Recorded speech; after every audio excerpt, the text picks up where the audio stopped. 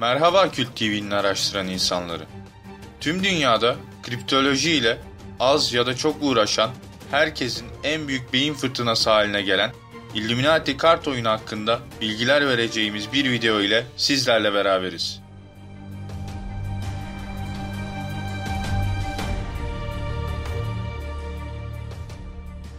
Aslında Illuminati denen oluşum, teşkilatlanması gereği birçok dala ayrıldığı için hakkında değinilmesi gereken birçok da konu var. Ancak bu videomuzda biz sadece kart oyununa odaklanacağız. Gerek internette, gerek bazı dergi ve gazetelerde olsun, Illuminati gelecekte gerçekleştireceği eylemleri yıllar öncesinden bir kart oyunuyla açıkladı tarzında birçok bilgi mevcut. Peki, nedir bu Illuminati oyun kartları?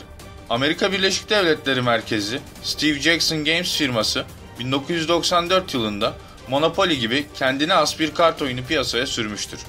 Oyunun ismi Illuminati Yeni Dünya Düzeni'dir. Oyunun ilham kaynağı Robert Shea ve Robert Anton Wilson tarafından 1975'te yayınlanmış The Illuminators Trilogy adlı bir kitaptır. Oyunun amacı oyuncuların dünyayı yasal veya yasa dışı yollardan yönetmesini sağlamaktır. Oyunun sloganı ise belki bu oyunun arkasında da Illuminati vardır, her yerde oldukları gibi. Buraya kadar her şey normal görünüyor değil mi? Peki ya sizlere oyun kartları üzerindeki resimlerin bir süre sonra gerçekleştiğini söylersem? 94'lerde piyasaya sürülen bu kartları incelediğimizde onlarca kartın gerçekleştiğini görüyoruz. Fakat diğer yandan birçok kart daha gerçekleşmemiş olayları kapsıyor.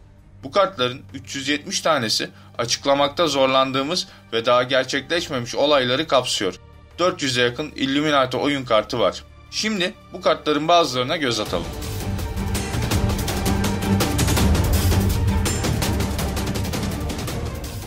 Kartın ismi Terörist Saldırı. Kartın üzerinde bulunan ibare, bu kartı kontrolünüz altında bulunan bir şiddet grubuna artı 10 güç ya da artı 10 direnç vermek için kullanın. Günümüzde artık ikiz kulelerin bizzat Amerika tarafından yıkıldığı bilinmekte. Illuminati için çok önemli bir komplo olduğu sadece bu plan için subliminallerden anlaşılıyor. Örneğin Matrix filminde ve kimi Walt Disney yapımı çizgi filmlerinde birçok 11 Eylül subliminal mesajlarına rastlamak mümkün.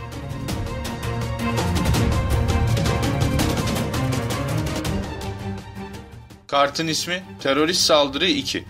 Kartın üzerinde bulunan ibare, bu kartı terörist saldırı kartına artı 30 güç vermek için kullanın. Bu kartta da Pentagon'a yapılan saldırı açıkça görülmekte. Pentagon'a yapılan saldırının ana saldırı olan İkiz Kuleler saldırısının etkilerini arttırmak için yapıldığı düşünüldüğünde oldukça ironik bir durum ortaya çıkıyor.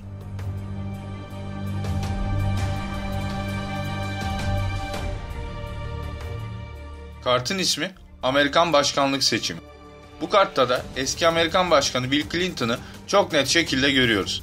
Bütün Amerika başkanları Kuru Kafalar ve Kemikler isimli bir cemaatle yetişmekte olduğuna dair bir teori var. Açıkçası bu kartlar teoriye delil oluşturur nitelikte. Bu teoriye göre 10-15 yıl sonra kimin Amerika Birleşik Devletleri Başkanı olacağı önceden belli.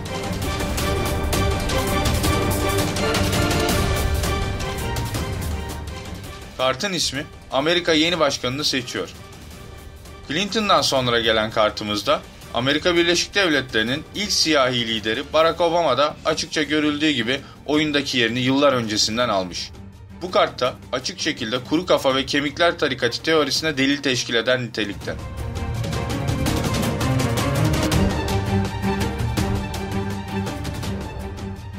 Kartın ismi Gel Git Dalgası. Bu kartta önceden planlanmış bir devasa deniz dalgası görülüyor. Japonya'nın başına gelen felaketleri hatırlayalım. Ortalığı yıkıp geçen, önünde hiçbir şeyin duramadığı tsunami dalgaları. Bu olayın videoları internette hala mevcut. Suyun gücünü izleyerek anlayabilirsiniz.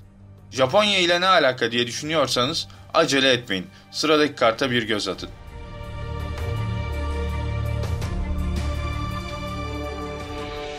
Kartın ismi Nükleer Felaket.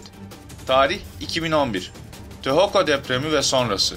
Japonya'nın Fukushima nükleer santralinde atmosfere radyoaktif madde salınmasına sebep olan olaylar dizisidir. Uzmanlar kazaları Çernobil felaketinden sonra en büyük ikinci nükleer kaza olarak tanımlamakla birlikte Tüm reaktörlerde sorun yaşanması kazaları bugüne kadarki en karmaşık nükleer kaza yapmaktadır.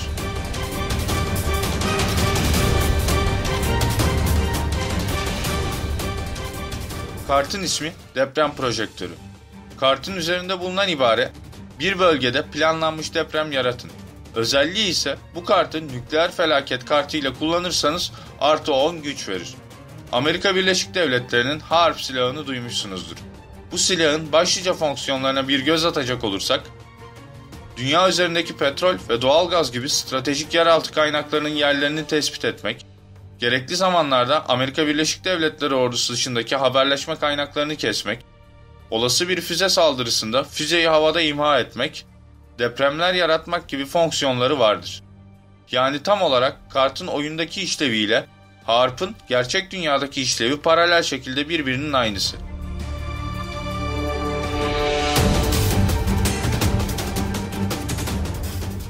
Kartın ismi Kombine Felaketler. Karta baktığınızda zaten anlamışsınızdır. Anlamadınız mı?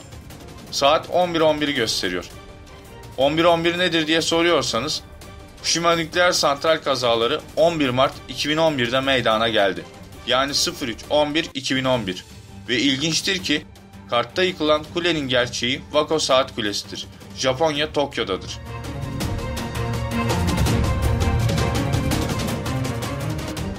Şu ana kadar göz attığımız kartlar şimdiye kadar gerçekleşen olaylardan sadece bazıları. Bir de henüz gerçekleşmemiş felaket kartları var.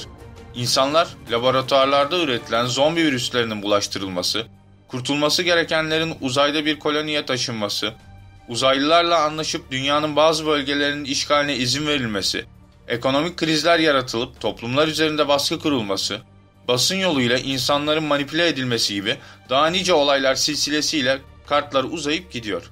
Ancak sadece şimdiye kadar gerçekleşmiş olan olaylardan dahi yola çıkarsak, kartların söyledikleri komplo teorilerini çoktan aşmış durumda. Birçok büyük olayı yıllar öncesinden birebir tarif etmek ve bunu her defasında ayrı ayrı yaparak gerçeğe paralel şekilde henüz gerçekleşmemişken bildirmek hiçbir komplo teorisiyle açıklanamaz. Birçok uzman kartların belli bir düzenle şifrelendiğinin ve şifre çözüldüğü takdirde hangi karttaki olayın gerçek hayatta ne zaman vuku bulacağını bilinebileceği kanısında. Kendiniz de incelemek istersiniz diye ben size videonun altında tüm Illuminati oyun kartlarının olduğu bir indirme linki veriyorum.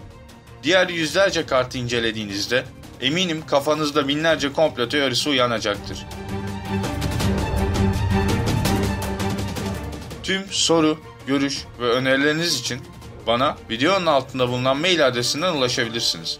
Araştırmalarımızın gelişerek devam edilmesi adına videoyu Facebook, Twitter gibi platformlarda paylaşmayı, yeni videolarımızı takip edebilmek için Kült TV'ye abone olarak Araştıran İnsanlar topluluğuna katılmayı unutmayın. Bir başka videoda daha görüşmek üzere. Hoşça kalın araştıran insanlar.